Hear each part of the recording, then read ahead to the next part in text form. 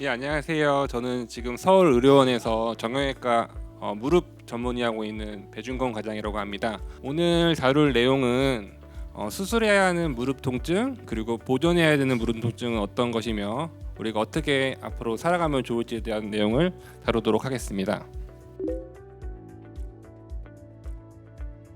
우선은 무릎 관절의 구조를 볼 건데요. 이제 위쪽에 있는 뼈를 넙다리뼈라고 하고 아래쪽에 있는 뼈를 정강이뼈라고 합니다. 그래서 뼈랑 뼈가 있고 그 다음에 이제 부드러운 조직들이 있게 되는데 가운데 있는 반달 모양에 있는 이런 말랑말랑한 쿠션을 반월상 연골판이라고 하고요. 뼈에 덮여 있는 필름을 이제 무릎 연골이라고 하게 되겠습니다.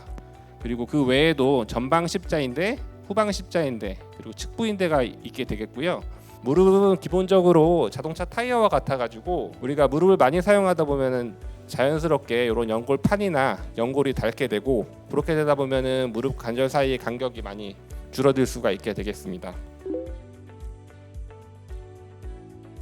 우리가 일상에서 가장 많이 만날 수 있는 여러 가지 무릎 질환 중에 하나는 가장 기본적인 건 골절입니다. 우리가 지내다 보면은 넘어지기도 하고 교통사고가 나기도 하고 그런 경우에는 이제 우리 뼈의 연속성이 깨지는 경우가 발생하게 되는데요. 제일 왼쪽과 같이 정강이 뼈가 부러진다거나 무릎에 있는 무릎뼈가 부러진다거나 위에 있는 넙다리뼈가 부러진다거나 이런 여러 가지 골절을 볼 수가 있고요. 인대가 파열되는 경우, 전방 십자인대가 축구를 하다가 무릎이 뒤틀리면서 파열되는 경우도 있을 수가 있고요. 외부에서 충격을 받아서 측부인대가 다치는 경우도 있을 수가 있겠습니다. 지금까지는 외상에 관한 얘기들이고요. 외상이 아니더라도 이제 연세가 드시고 또 다치면서 발생하는 연골판 파열이 발생하는 경우라던가 가장 많이 볼 수 있는 퇴행성 관절염 등을 볼 수가 있겠습니다. 우리가 자주 볼 수 있는 퇴행성 관절염 같은 경우는 우리가 나이가 들고 하다 보면은 연골도 닳고 연골판도 닳게 되면서 그 주위에 있는 힘줄이나 인대에도 퇴행성 변화가 일어나게 되고 어쨌든 구조적으로 많은 퇴행성 변화로 인해서 무릎 주위에 염증이 생겨서 통증이 발생하는 경우를 퇴행성 관절염이라고 하게 되겠습니다. 그래서 원인은 많이 있을 수 있겠지만은 연세가 드셔서 근육도 떨어지고 나이가 들다 보면은 관절염이 올 수도 있고요. 잘못된 생활 습관, 농사를 짓는다거나 식당에서 많이 일을 하시는 분들, 쪼그려 앉는다거나 계단 같은 거 많이 내려가시고 등산 많이 하시는 분들 이런 것도 퇴행성 관절염의 원인이 될 수가 있겠는데요. 반드시 꼭 그런 것은 아니고 타고나는 분도 계십니다. 그냥 유전은 아니지만 부모에게 물려받는 체질은 비슷하기도 하고 기본적으로는 남자보다는 여자분께서 호르몬 문제 때문에 좀 무릎에 관절염이 좀 더 많은 것으로 알려져 있습니다. 관절염의 가장 흔한 통증은 이제 외래에서 주로 물어보는 거는 이제 계단 내려갈 때 많이 아픈지 그런 것들을 물어보게 되는데요. 일단 좀 많이 아프신 분들은 계단 내려가실 때 뒤로 내려가십니다. 계단 내려가실 때 좀 많이 무서워서 옆으로 내려가시거나 여러 가지 본인만의 기술을 만들어내서 내려가시는 분들도 계시고요. 쪼그려 앉지 못하시는 분들 이런 분들이 이제 기본적으로 퇴행성 관절염 증상이 좀 심하신 분들이라 볼 수가 있겠습니다. 그거 외에도 이제 신체 진찰을 하게 되는 경우에 아프지 않은 쪽에서 많이 부어 있는다거나 다리가 좀 굽어 있는다거나 다리를 많이 구부릴 때 통증이 발생한다거나 자꾸 물이 찬다거나 이런 것들은 우리가 흔히 볼 수 있는 퇴행성 관절염의 증상이라고 할 수 있겠습니다. 또 퇴행성 관절염의 증상은 다리가 변형되는 경우인데요. 왼쪽 그림과 같이 우리 대퇴골두의 중심이란 발목 중심에 선을 긋게 되면은 그 빨간 선이 무릎의 중앙에 떨어지는 게 일자로 고든 다리라 할 수 있겠습니다. 하지만 퇴행성 관절염이 진행되는 경우에는 중간에 있는 그림처럼 빨간 선이 무릎의 안쪽에 떨어진다거나 또 바깥쪽에 떨어진다거나 이런 경우가 발생할 수가 있고요. 물론 퇴행성 관절염이 아니시더라도 타고나게 무릎이 휘어 있는 분도 계실 수는 있습니다. 진단에서 가장 중요한 건 역시 신체 검진과 그리고 이제 가장 기본적인 거는 이제 엑스레이입니다. 엑스레이는 가장 유용하고 직관적으로 확인할 수가 있기 때문에 우리가 앞으로 뒤에 다룰 내용을 앞서서 우리가 관절염이 1기, 2기, 3기, 4기가 무엇인지를 일단 아시면은 내가 수술을 해야 되는지 안 해야 되는지를 조금 더 직관적으로 잘 이해할 수 있을 거라 생각이 듭니다.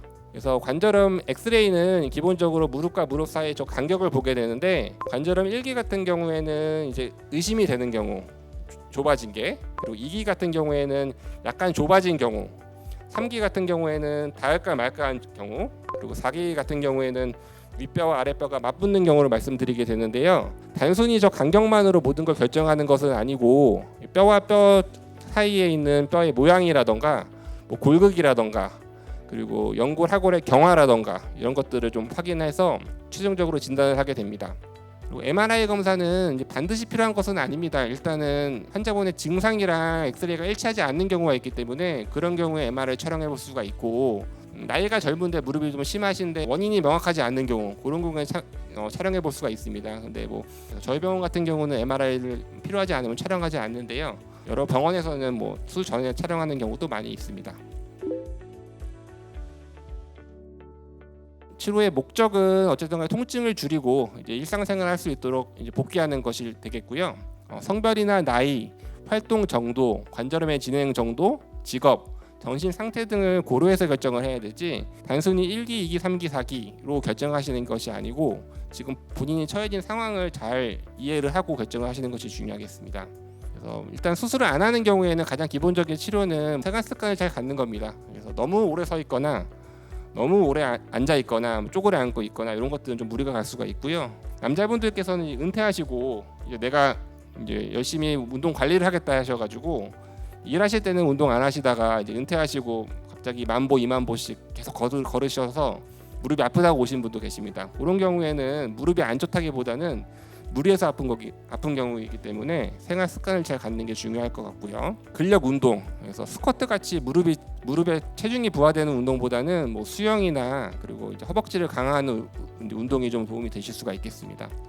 그리고 이제 가장 중요한 건 사실 약물 치료인데요. 이제 사실 환자분들 중에서는 약 먹고 좋아지는 게 뭐가 좋아지는 거냐 이렇게 생각하시는 분도 물론 있습니다. 그래서 기본적으로 퇴행성 관절염이라는 게 무릎의 퇴행성 변화로 인해서 구조가 문제가 발생하는 경우이기 때문에 약을 먹는다고 해서 그 구조가 젊어진다거나 원래대로 돌아가는 것은 아닙니다. 어쨌거나 약이라는 것은 진통 효과와 염증을 줄이는 효과가 있기 때문에 무릎의 구조가 변하지가 않더라도 충분히 염증을 줄여주면은 환자분의 몸이 또 적응이 되기도 하고 그 후에 약을 좀 줄여주면은 또 그런 대로 또 잘 지내시는 분들이 많기 때문에 가급적이면은 약물 치료가 필요하신 경우에는 초기에는 확실하게 하는 게 좋을 것 같고요. 우리 어머니 아버님들 연세 드셨을 때 한 7, 80 넘으시게 되시면은 나중에 약이 밥보다 더 많습니다. 정형외과 약 같은 경우에는 이제 많이 아플 때 먹고 그 다음에 좀 줄이시거나 그게 안 되시는 분들은 좀 최대한 적게 하루에 한 번 정도 복용하셨다가 컨디션 좋은 날은 안 먹었다가 이런 식으로 좀 조절하시면서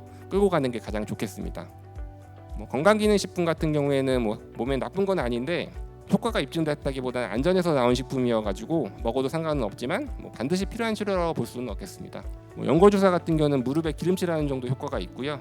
환자분들께서 원하시는 분들은 놔드리기도 하고 좀 부드럽다고 하시는 분도 있는데 이 근시적인 치료는 아니기 때문에 연골 주사보다는 어떻게 보면 약물 치료가 조금 더 효과적일 수 있다. 그래서 보실 수가 있겠고요. 이제 수술적 치료를 한번 보도록 하겠습니다. 뭐 가장 많이 보는 게 이제 관절 내시경 수술이라고 합니다. 이제 뭐 동네 병원에서는 뭐 레이저 치료라고 해가지고 뭐 레이저 시술이라고 이렇게 설명을 하지만은 실제적으로는 수술인 거고요. 환자분들이 조금 거부감이 없게 하기 위해서 뭐 가볍게 시술을 한다고 말씀을 드리곤 하지만 실질적으로는 수술입니다. 그림에서 보이는 것처럼 무릎에 구멍을 뚫어가지고 기구를 이용해가지고 아주 일부분만 안 좋은 부분을 정리하는 수술이라고 볼 수가 있겠고요. 이거 외에도 이제 뭐 오다리 교정술이라고 해서 다리가 많이 휘신 분들은 무릎의 체중이 안쪽으로 자꾸 몰리기 때문에 그쪽으로 통증이 심한 경우에 이제 수술을 시행해서 다리 모양을 조금 오다리를 안짱다리로 바꾸는 수술로 이해하시면 되겠습니다. 수술 대상은 60세 이하를 주로 말씀을 드리고요. 이제 무릎이 많이 안 좋은데 인공관절을 하기에는 조금 나이가 너무 젊고 환자분이 조금 적극적인 치료를 원하시는 경우에는 시행을 해볼 수가 있습니다. 하지만은 이 수술을 한다고 해서 인공관절 수술을 안 하는 건 아니고 수술을 조금 연기시킨다거나 운이 좋으면 안 할 수 있는 정도의 수술이기 때문에 환자분이 충분히 이해를 잘 하시는 게 좋을 것 같고요. 수술을 하시는 경우에 한쪽 다리는 약간 안짱다리가 되기 때문에 거기에서 오는 불편감도 있을 수가 있어서 충분히 의사와 상의를 한 후에 결정을 하시면 되겠습니다. 그리고 이제 부분 인공관절 치환술 같은 경우는 어떻게 보면은 오다리 성형술과 비슷한 목적의 수술이긴 하지만은 인공관절이라는 조금 거부감이 있을 수가 있겠지만은 통증을 줄이는데 조금 더 효과가 좋고 연골 상태가 좀 더 안 좋은 경우에 이제 부분 인공관절 이 안쪽만 안 좋은 경우에 바꾸는 수술이 되겠습니다. 이제 가장 많이 볼 수 있는 인공관절 전체 하수 같은 경우에는 주로 이제 65세에서 80세에 많이 하시게 되고요. 무릎 내치기랑 외치기 다 안 좋은 경우에 주로 퇴행성 관절염 4기에 하는 수술로 이해하시면 되겠습니다. 이제 수술해야 되는 무릎 통증, 보존해야 되는 무릎 통증이 어떤지를 보기에 앞서서 기본적으로는 우리가 퇴행성 관절은 기수에 따라 접근을 하는 경우가 많습니다. 이게 절대적이진 않지만은 아까 전에 관절은 우리가 1기, 2기, 3기, 4기를 말씀드렸지 않습니까? 그래서 거기에 맞춰 가지고 수술을 결정하게 되는데 퇴행성 관절은 기수와 그리고 나이, 요구도에 대한 고려가 뒷받침이 되어야 되겠습니다. 마지막으로 이제 드리고 싶은 말씀은 이제 어쨌든 간에 개인의 나이, 신체 상태, 요구 정도에 따라서 수술해야 하는 통증 및 보존해야 하는 통증이 달라질 수가 있습니다. 통증이 심하다고 무조건 수술해야 되는 것도 아니고요. 통증이 심하지 않다고 해서 무조건 수술을 안 하는 것도 아닙니다. 환자분 상황이 중요하기 때문에 그런 부분들을 의사랑 잘 상담하는 게 좋겠고요. 일정 부분은 섭리를 인정하고 우리가 할 수 있는 부분에 집중을 하셔야 됩니다. 그래서 수술할 컨디션이 안 되고 나이가 너무 많으신 분들은 약 잘 먹고 또 되시는 선에서 휠체어 타시고 워커 끄시고 행복하게 지내시는 게 더 좋은 거지 수술이 만능의 해답은 아니시기 때문에 무조건 수술보다는 그런 것들을 잘 따져야 될 것 같고요. 관절염의 진행 단계에 따라서 정확한 전략과 치료가 필요하기 때문에 기수나 이런 것들 파악해서 길게 계획 짜서 인생을 잘 경영하시면 될 것 같습니다. 일단 수술을 하게 되면은 우리가 뼈를 잘 맞추는 걸 제일 중요시 여기게 됩니다. 근데 뼈를 맞추려고 하면은 우리가 살을 째야 되고 그 주위에 있는 혈관이나 신경이나 이런 것들을 건드릴 수밖에 없기 때문에 안 좋은 부분도 발생을 하게 됩니다. 근데 그럼에도 불구하고 수술하는 이유는 저렇게 구조적 이상이 심한 경우에는 뼈가 붙지 않을 수도 있고 저 상태로 붙게 되더라도 모양의 형태가 변하기 때문에 그로 인한 불편감이 있을 수가 있기 때문에 최대한 원래 상태로 복귀를 하자는 목적에서 수술을 하게 되는 경우가 많고요. 내가 수술을 해서 이전보다 더 좋아질 거라는 생각을 하시게 되는데 골절 수술 같은 경우에는 사실 비교 잣대가 반대쪽이거든요. 의사가 신이 아니고 인간이라는 게 다 한계가 있기 때문에 최대한 잘 맞춰놨지만 어떻게 다치지 않고 원래 있었던 쪽보단 좋을 수가 없거든요. 그래서 항상 수술하기 전에 말씀을 드리는 부분은 이제 잘 걷고 일상생활은 할 수 있겠지만은 어떤 연부 조직 같은 것도 유착도 있을 수가 있고 금속 같은 게 들어가면 그거에 대한 이물감도 있을 수가 있기 때문에 그런 부분들을 잘 이해하시고 골절의 목적은 뼈를 잘 붙이고 일상생활을 복귀를 잘하는 게 목적인 거지 수술 전보다 더 좋아진다거나 아니면 반대쪽보다 더 좋아진다거나 그런 것은 아니다 하는 걸 아시면 좋을 것 같습니다. 확실한 거는 이제 보호대를 하시면 통증을 줍니다. 그래서 그 증상 완화에 충분히 도움이 되는데 아까 말씀드렸듯이 너무 장기간 착용하게 되면은 근력이 좀 떨어지기 때문에 너무 의지하는 건 좋지 않다고 말씀을 드리는 게 교과서적인 얘기인 것 같고요. 저 같은 경우도 이제 좀 활동 많이 하시는 경우에는 착용을 했다가 그냥 일상생활 할 때는 좀 뺐다가 상황에 맞춰서 하라고 말씀을 많이 드리고 있습니다. 기본적으로 이제 쪼그려 앉는다거나 양반다리 한다거나 계단 같은 거 내려가시는 거 많이 하시는 분들이 좀 잘 많이 찢어지는 경우가 많은 것 같고요. 농사 짓는 분이시거나 아니면 식당에서 좀 쪼그려서 많이 일하시는 분들은 조금 아무래도 파열이 많기 때문에 그런 분들 조금 조심하시는 게 맞을 것 같고 사실 제일 애매한 부분이 연골판 파열 같은 경우에는 나이가 들면은 우리가 옷을 많이 입다 보면 해지기도 하듯이 누구나 연골판이 찢어지는 게 사실인데 사실 5, 60대 지내시다 갑자기 연골판 파열돼서 아팠던 통증 같은 경우에는 약 먹고 시간을 좀 벌다 보면은 대부분의 환자분들은 좋아질 수가 있기 때문에 충분히 고민을 시행하시는 게 좋을 것 같고요. 연골판 파열도 양상이 여러 가지가 있기 때문에 퇴행성 파열이 있고 무슨 양동이형 파열이 있고 이런 것들이 있기 때문에 그런 것들을 잘 파악해서 필요한 경우에 수술을 시행하는 게 좋을 것 같고 나이가 드셔서 오시는 자연스러운 퇴행성 파열 같은 경우에는 오히려 수술하시고 계속 누워 있고 여러 가지 하시는 것보다는 생활 습관 조금 잘 갖고 아팠을 때 2, 3주 정도 조금 쉬고 약 조금 충분히 드시고 하시면은 충분히 원래 상태로 돌아가실 수가 있기 때문에 그런 부분을 좀 잘 환자분들께서 이해해 주셨으면 좋겠습니다. 계단 내려갈 때 불편한 게 좀 있으시면은 보통은 한 2기 정도 되시는 분이 많고요. 계단 내려갈 때 불편한 게 없다거나 뭐 쪼그라앉을 때 불편한 거 없으신 분들은 0기 또는 1기 이렇게 보실 수가 있을 것 같습니다. 근데 또 재미있는 거는 네. 4기 때 저 때가 가장 아팠다가 저 상태에서 또 오래 지내신 분들은 또 그런 대로 또 적응이 돼가지고 또 오래 사용하시는 분도 있습니다. 근데 물론 무릎이 더 망가지고 나중에 수술이 필요하게 되는 경우에 조금 더 수술적 치료가 시간이 좀 더 걸릴 수는 있겠지만은 관절염 4기에 수술 안 하시고 평생 사시는 분들도 있고 관절염 3기에 수술하시고 사시는 분도 계시고 증상은 변화하는 거기 때문에 그런 것들을 잘 고려해야 될 것 같습니다. 저는 한 70대 중반 정도. 사실 뭐 60대나 50대는 좀 나이가 너무 젊으시기 때문에 인공관절 수명이라는 게 어쨌거나 있는 거기 때문에 좀 너무 일찍 하는 것보다는 또 70대 중반 정도에 수술하시게 되면 회복하는 데 있어서 나이도 젊으시고 그리고 충분히 사용하실 수도 있고 그런 것들을 고려했을 때는 70대 중반이 제일 좋지만 또 한편으로는 그거 생각하느라고 또 5, 60대에 수술할 정도로 많이 안 좋으신 분들이 미래만을 기약하고 막 아프면서 지내실 필요는 없거든요. 상황에 맞춰서 하는 게 맞고요. 그냥 일반적인 환자분들이라고 하시고 본인이 통증이 참을만한 정도의 퇴행성 관절염이라고 하시면은 70대 중반이 제일 좋을 것 같습니다. 무릎 수술한 지가 한 10년 됐거든요. 네. 그게 수명이 언제까지 가나? 보통은 15년 정도 쓴다고 말씀을 많이 드리는데요. 이게 어쨌거나 확률적인 부분이고요. 너무 수명을 생각하지는 마시고요. 근데 네. 그게 이제 85세 돼가지고 네. 무릎이 이제 다달아서 아프게 되면은 네. 수술을 해야 되나 안 해야 되나 그게 늘 걱정이 되는데. 그래요. 일단은 85세가 되시면은 그만큼 환자분이 생활하시는 어떤 활동이나 이런 것들 조금 주는 게 사실일 거고요. 인공관절 같은 경우에는 재수술의 경우에는 보통은 한 두세 가지 경우에 하게 되는데요.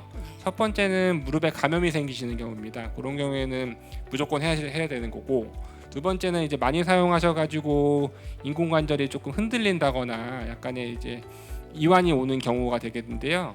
그 이완이 된다고 해서 바로 수술을 하는 건 아니고 이완이 좀 되더라도 끌고 가는 경우도 많기 때문에 어머니께서 지금 증상이 뭐 심하게 아픈 게 아니라면은 벌써 미래를 걱정하시면서 그렇게 하시지는 않으실 만큼 수술은 잘 되셔 있을 것 같습니다. 네. 그래도 걱정이 돼가지고 네.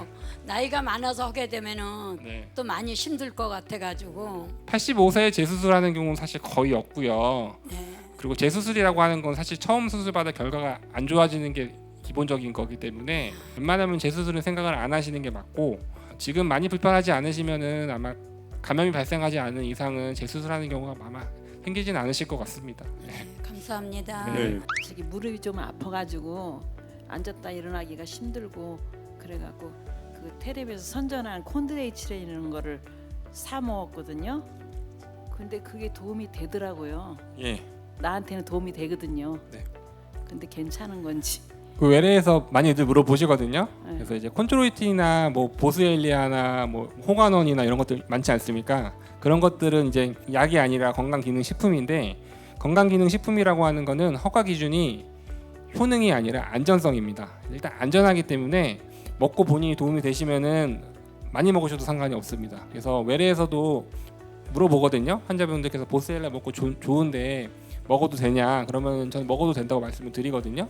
실제 무릎 상태가 원래 어땠는지는 알 수가 없고, 원래 좋아질 무릎이 좋아진 건지 실제 먹고 좋아진 건지는 알 수는 없지만 본인이 먹고 도움이 되신다고 하면은 안전한 식품이기 때문에 먹으면 좋을 것 같고요.